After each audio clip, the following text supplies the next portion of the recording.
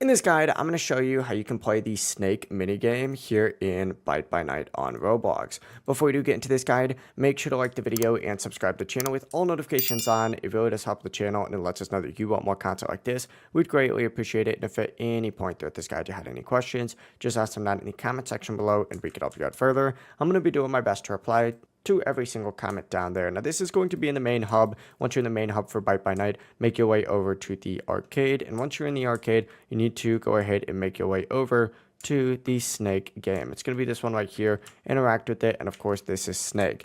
Now, you use your keyboard to control this little snake right here, and I know it's just a block right now, but as you collect more, you actually get bigger and bigger, right?